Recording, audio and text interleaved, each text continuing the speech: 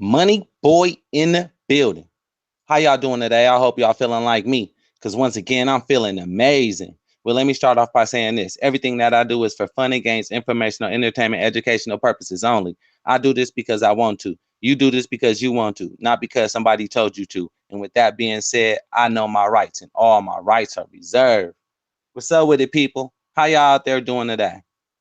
I hope y'all feeling like me, because once again, like I said before, I'm feeling amazing. Now, I got some nuggets for y'all today. Check this out. I'm about to put this on. Just sit back and listen to this. Just straight listen to this, people. Watch the screen. Watch the screen.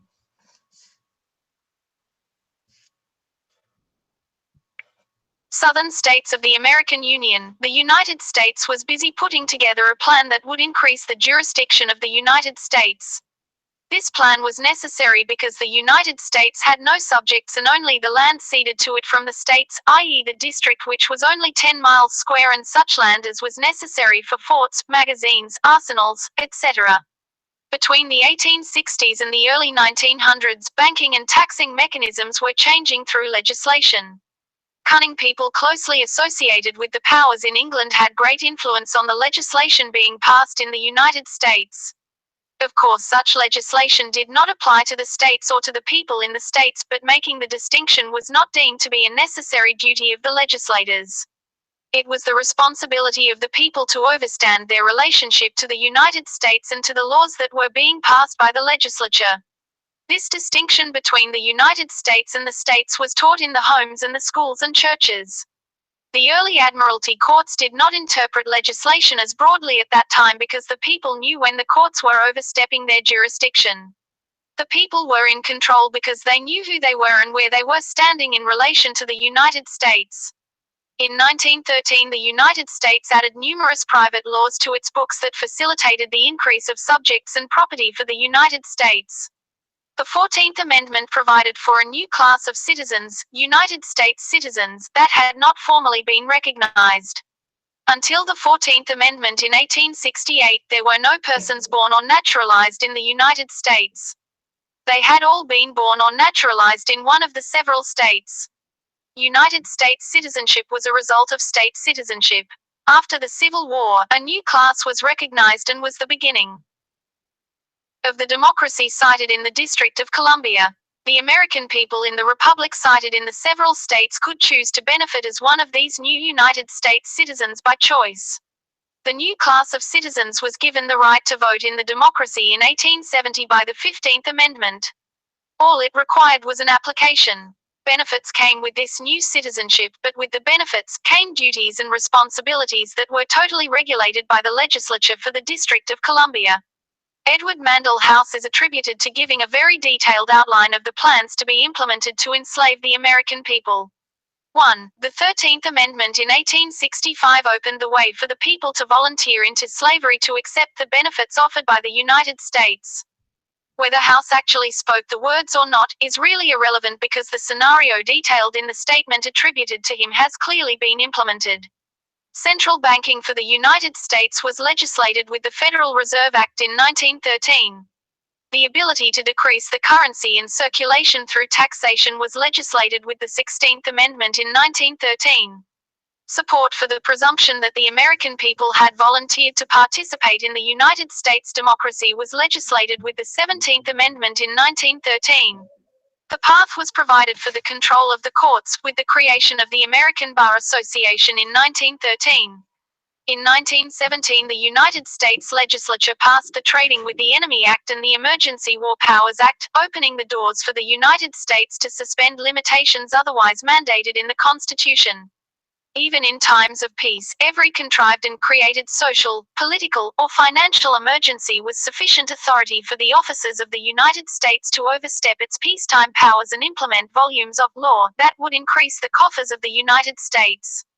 There is always a declared emergency in the United States and its states, but it only applies to their subjects. In the 1920s, the states accelerated the push for mothers to register their babies. Life was good and people were not paying attention to what was happening in government. The stock market crashed, and those who were not on the inside were not warned to take their money out before they lost everything. In the 1930s, federal legislation provided for registration of babies through applications for birth certificates, so government workers could get maternity leave with pay. The states pushed for registration of cars through applications for certificates of title, and for registration of land through registration of deeds of trust. Constructive trusts secretly were created as each of the people blindly walked into the United States democracy, thereby agreeing to be sureties for the debts of the United States.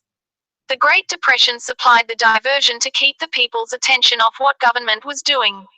The Social Security program was implemented, along with numerous other United States programs that invited the American people to volunteer to be the sureties behind the United States' new registered property and adhesion contracts through the new United States subjects. The plan was well on its path by 1933. Massive registration of property through United States agencies, including the state of blank subdivisions, was assuring the United States and its officers would get rich beyond their wildest expectations, as predicted by Mendel House. All of this was done without disclosure of the material facts that accompanied each application for registration: fraud. The fraud was a sufficient reason to charge all the United States officers with treason unless a remedy could be supplied for the people to recoup their property and collect for the damages they suffered as a result of the fraud.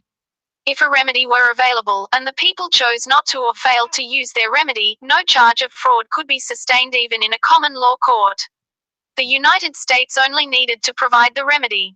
It was not required to explain it or even tell the people where the remedy could be found. The attorneys did not even have to be taught about the remedy. That gave them plausible deniability when the people struggled to overstand the new laws. The legislators did not have to have the intricate details of the law explained to them regarding the bills they were passing. That gave them plausible deniability. If the people failed to use their remedy, the United States came out the winner every time. If the people did discover their remedy, the United States had to honor it and release the registered property back to the people, but only if the people knew they had a remedy, and only if they requested it in the proper manner. It was a great plan. With plausible deniability, even when the people knew they had a remedy and pursued it, the attorneys, judges, and legislators could act like they did not understand the people's claims. Requiring the public schools to teach civics, government, and history classes out of approved politically correct textbooks also assured the people would not find the remedy for a long time. Passing new state and federal laws that appeared to subject the people to rules and regulations added another level of protection against the people finding their remedy. The public media was molded to report politically correct, though substantially incorrect, news day after day, until few people would even think there could be a remedy available to them. The people could be separated from their money and their time to pursue the remedy long enough for the solutions to be lost in the pages of millions of books in huge law libraries across the country. So many people know there is something wrong with all the conflicts in the laws with the facts taught in the schools. How can the American people be free and subject to a sovereign government's whims at the same time? Who would ever have thought the people would be resourceful enough to actually find the remedy? But they did. In 1933, the United States put its insurance policy into place with House Joint Resolution 192-2, and recorded it in the Congressional Record. It was not required to be promulgated in the Federal Register. An executive order issued on April 5, 1933, paving the way for the withdrawal of gold in the United States. Representative Lewis T. McFadden brought formal charges on May 23, 1933, against the Board of Governors of the Federal Reserve Bank System, the Comptroller of the Currency, and the Secretary of the United States Treasury. Congressional Record, May 23, 1933, page 4055-4058. HJR 192 passed on June 3, 1933.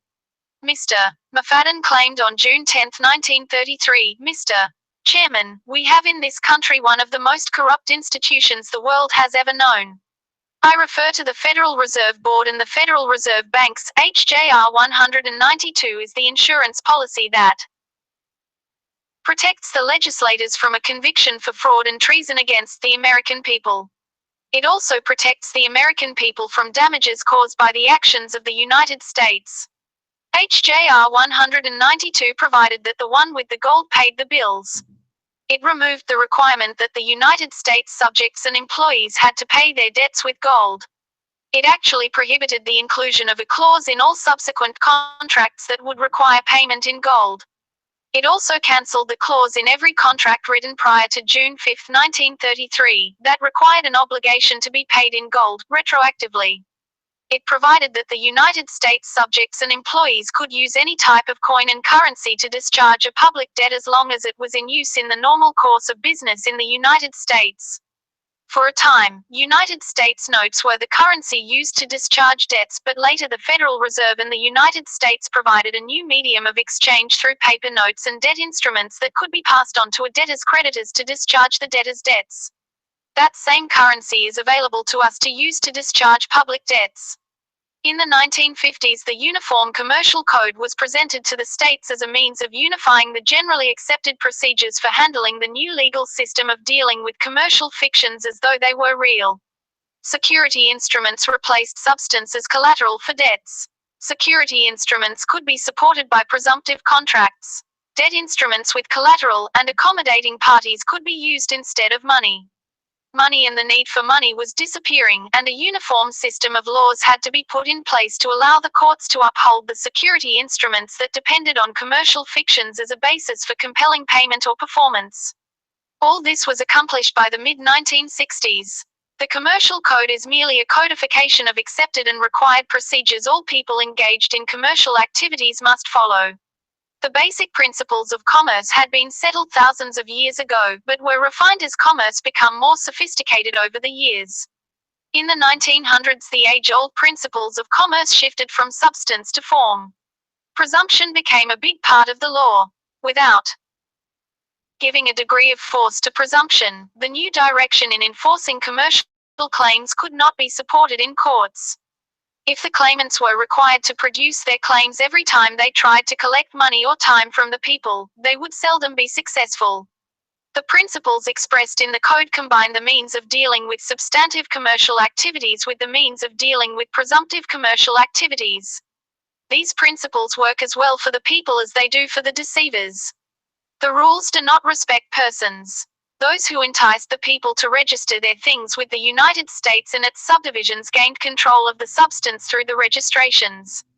The United States became the holder of the titles to many things. The definition of property is the interest one has in a thing. The thing is the principal. The property is the interest in the thing. Profits, interest made from the property of another, belong to the owner of the thing. Profits were made by the deceivers by pledging the registered property in commercial markets, but the profits do not belong to the deceivers. The profits belong to the owners of the things. That is always the people. The corporation only shows ownership of paper, titles to things. The substance cannot appear in the fiction. Watch the movie Last Action Hero and watch the confusion created when they try to mix substance and fiction. Sometimes the fiction is made to look very much like substance, but fiction can never become substance. It is an impossibility. The profits from all the registered things had to be put into trust constructive for the benefit of the owners. If the profits were put into the general fund of the United States and not into separate trusts for the owners, the scheme would represent fraud.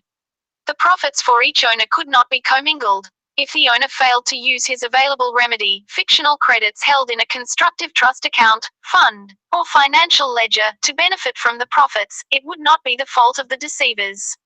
If the owner failed to learn the law that would open the door to his remedy, it would not be the fault of the deceivers. The owner is responsible for learning the law, so he overstands that the profits from his things are available for him to discharge debts or charges brought against his public person by the United States. If the United States has the gold, the United States pays the bills from the trust account, fund, or financial ledger. The definition of fund is money set aside to pay a debt. The fund is there to discharge the public debts attributed to the United States subjects, but ultimately back to the accommodating parties, the American people. The national debt that is owed is to the owners of the registered things, the American people, as well as to other creditors. If the United States owes a debt to the owner of the thing, and the owner is presumed by accommodation to owe a public debt to the United States, the logical thing is to ask the United States to discharge that public debt from the trust fund. The way for the United States to get around having to pay the public debts for the people is to claim the owner cannot be an owner if he agreed to be the accommodating party for a debtor person. If the people are truly the principal, then they know how to handle their financial and political affairs, unless they have never been taught. If the owner admits by his actions out of ignorance that he is an accommodating party, he has taken on the debtor's liabilities without getting consideration in exchange. Here lies the fiction again. The owner of the thing does not have to knowingly agree to be the accommodating party for the debtor person, he just has to act like he agreed. That is easy if he has a choice of going to jail or signing for the debtor person. The presumption that he is the accommodating party is strong enough for the courts to hold the owner of the thing liable for a tax on the thing he actually owns. Debtors may have the use of certain things, but the things belong to the creditors. The creditor is the master. The debtor is the servant.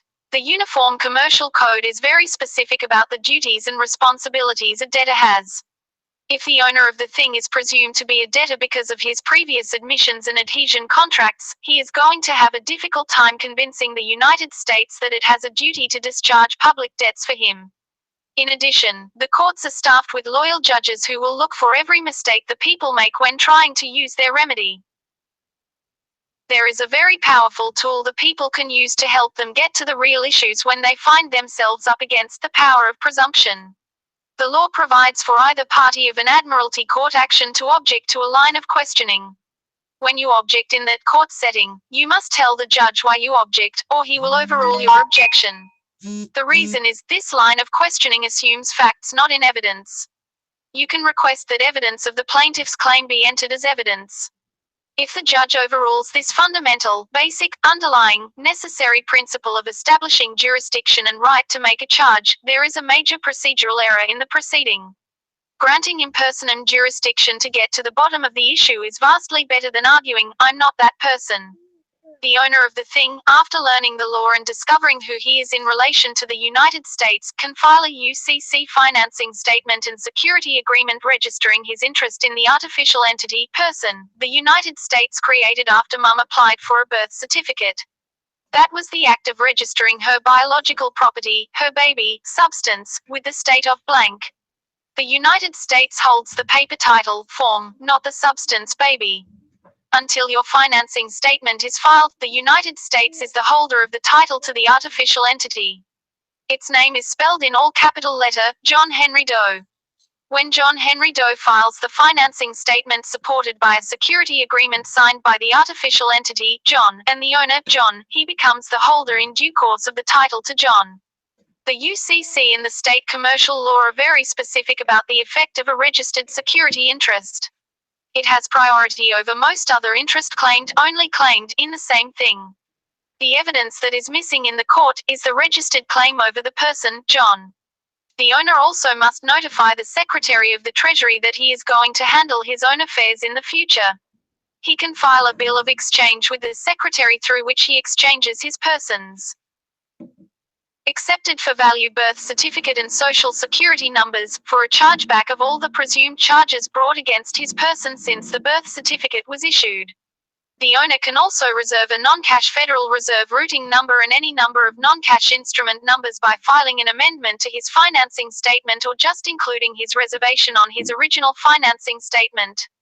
Each bank account opened in the name of the owner's person has a routing number.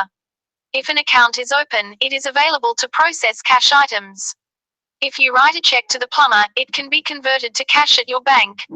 You cannot write a check on an account that has been closed. Those accounts and their routing numbers are reserved for non-cash items for the person, John, that opened the account originally. Accounts that have been closed by the bank instead of the person should not be used for non-cash items. Once this is done, you are in a position to begin receiving reimbursements against the obligation the United States owes to you for money and time it has received that belong to you. The owner of registered things, who has learned the law and what his rights are, and has filed his financing statement, security agreement, and bill of exchange, and reserved his non-cash account routing numbers, can issue an instrument indicating his UCC registration number, his registered Federal Reserve routing number, the name of the public party making a charge against his person, and the amount of the debt to be discharged. Think of the whole transaction in relation to a dead battery. The batter represents your public person, John, which is a dead entity that can function within the public maze of fiction, transmitting benefits from the public to you in the private if it is charged up. You cannot go into the public because you are not a fiction. John has no power until it is charged with some energy.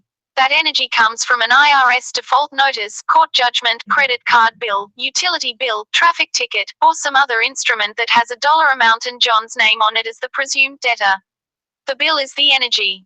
It charges the dead John. You can now discharge John and put John's accrual account with the charging party back to a zero balance. You as the secured party over the assets put up as security by John to you as collateral for the debt John owes you can discharge John with a negotiable instrument for the same dollar amount as the charging instrument. The charging party that receives your non-cash item can 1. Process it through a United States department, 2. Give it to a third party, 3. Keep it to increase its liquidity. When you, as the owner of a thing, registered it with the United States or one of its subdivisions, you let the United States hold the legal title to your thing based on misrepresentation and failure to disclose material facts to you at the time of registration. You probably retained possession of the thing. The United States invested the title and made a profit. If you did not specifically authorize the United States and its agents to invest the legal title, the profits made from the title belong to you, because as the owner, you remain the equitable title holder. Legally, all the profits from the investment of the titles to all your registered things must go into a fund for your benefit. If they did not put the profits in a trust fund of some sort, it would be fraud. Just acquiring the titles through what is promoted as mandatory registration is fraud. If the scenario attributed to Mandel House is now in full application in the United States, which it is, the officers of the United States could be charged and convicted with treason if they had not provided a remedy, which they did. House Joint Resolution 192 on June 5, 1933. This is their insurance policy to assure they are not convicted of treason. That does not mean they cannot be charged with treason, but the courts will dismiss based on failure to state a claim upon which relief can be granted. Because you have a remedy outside the court, you cannot sustain a charge of treason. The problem in the past with trying to discharge public debts with instruments that could not be processed through your bank on the corner was that those discharge instruments did not route through the Federal Reserve. It is the bean counter for the national debt. That debt is first and primarily owed to the people who are the equitable title holders of all the substance in this country. If you try to discharge a public debt with your discharge instrument, and you do not route it through the Federal Reserve, it appears you are receiving a benefit from the United States without exchanging it for something of value. This is not technically correct because you have a right to be reimbursed whether or not you apply it toward the debt the United States owes you. You are the substance, it is the fiction. If you do route your discharge instrument through the Federal Reserve where the national debt owed to you can be reduced by the amount of the instrument, you have made an exchange that fits nicely into their accrual bookkeeping system. Your person's charge from the charging party within the United States commercial scheme is discharged, and the debt the United States owes to you is discharged by the same amount. That is a quid pro quo, and everyone is happy, except those who are not interested in the money but just want to be in control from behind the scenes.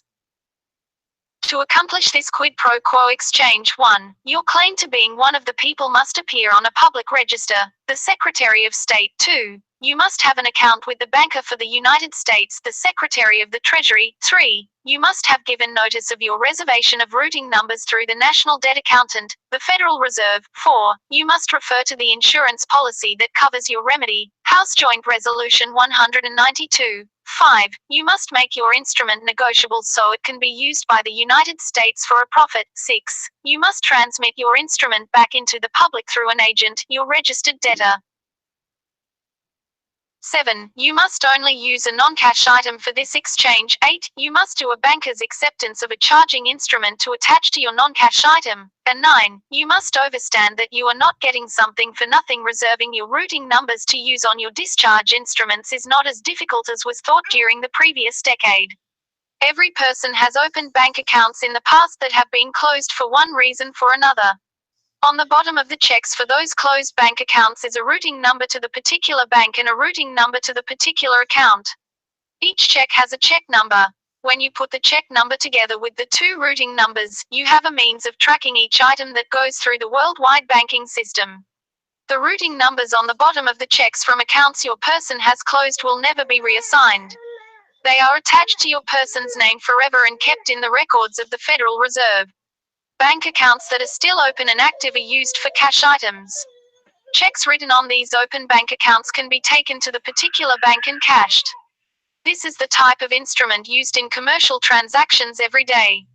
There is a fund attached to the check from which the debt evidenced by the check can be paid. Bank accounts that are no longer open and active cannot be used to process cash items. They can only be used to process non-cash items. They require special handling. Title 12 of USC and CFR explain how and when receiving banks are to process non-cash items. A closed bank account associated with your debtor's name has routing numbers that can route your discharge instrument through the Federal Reserve to reduce the national debt to you and increase the balance of the bank account of the party that is charging your debtor. It is a win-win situation. The charging party is instructed to mail the discharge instrument to the Secretary of Transportation. Title 46 has sufficient evidence to support the proposition that the Secretary is the trustee over some or all vessels mortgaged by the United States. If your debtor person is presumed to be a vessel, it is regulated by the Secretary of Transportation through the Maritime Ministry's administration. That is the proper party to assist in processing your non-cash item. The Secretary of Transportation can forward the item to the Secretary of the Treasury, who already has been notified to prepare for non-cash activity in your Treasury direct account on the bill of exchange. The Secretary of the Treasury is directly related to the Federal Reserve. Between the Treasury and the Federal Reserve, your non-cash item can be directed to the proper parties to settle the account and get everyone into that quid pro quo position we want. The United States and its co-business partners are debtors to you. You are the creditor, not only over your debtor person but also over the United States, the legal title holder over the registered things to which you are the equitable title holder. You are the primary creditor, so if the United States has other creditors, like the international bankers, they cannot jump to the front of the line. Their claims are subordinated to your claims if your claims are registered and if you overstand the law surrounding what you are doing.